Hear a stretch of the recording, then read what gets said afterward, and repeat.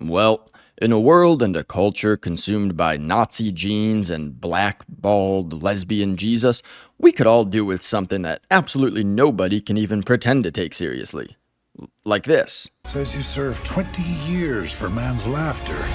You mean manslaughter? Must have been quite the joke. Yes, The Naked Gun doesn't push an agenda, it doesn't focus on diversity or political correctness, it doesn't get its material by simply mocking Donald Trump and MAGA or destroying the woke left. I mean, I guess the bad guy is very obviously based on Elon Musk, but I have a feeling Elon would find it pretty funny. It's just a nostalgia trip back to ridiculous slapstick comedies of the 80s like Caddyshack, Airplane, Vacation, or most obviously, Police Squad. And when I say a nostalgia trip, I don't mean the cheap member berries Hollywood typically resorts to. I mean nostalgia done the right way.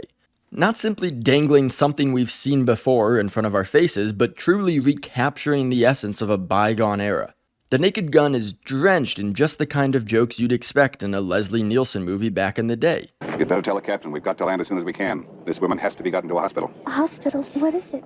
It's a big building with patients, but that's not important right now. Cuban?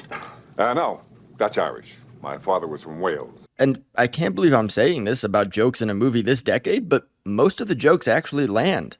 I'm not going to give a whole in-depth plot summary of this movie because the plot is ridiculous and ultimately extremely unimportant. I mean, one of the first shots of the movie is of the bad guy holding a small device in his hand that is labeled PLOT device. I don't care if the plot makes any sense at all, and honestly, as I was watching the movie, I wasn't considering if anything made sense. Liam Neeson somehow goes from skipping around as a little girl to being himself at full size. Sure, works for me. Why wouldn't it? There are instances in this movie where he's driving full speed down the road and an arm hands him a cup of coffee. This movie is absurd, and it works because it embraces the absurdity. Other movies these days would want to have their cake and eat it too.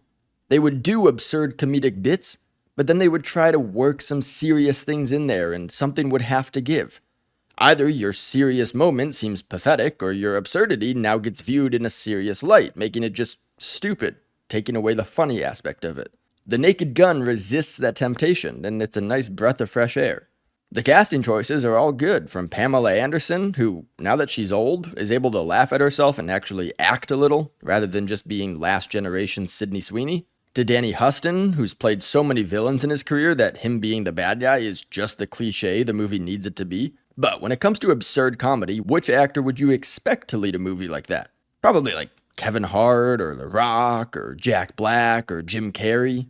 You probably wouldn't expect the guy best known for Taken, Star Wars, and Schindler's List, but honestly, that's what makes him so perfect.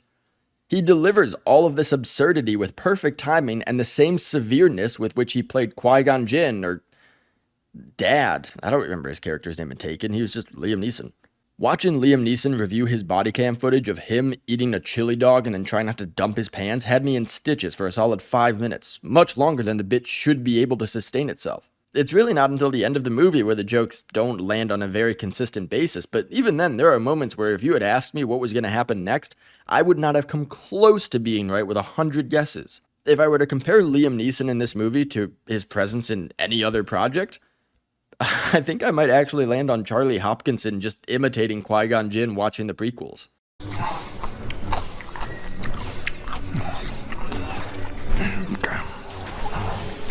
I have the high ground! Okay, well, that's that. He's not stupid or arrogant enough to take you on the high ground. No, not with the high ground. Let's call it a draw.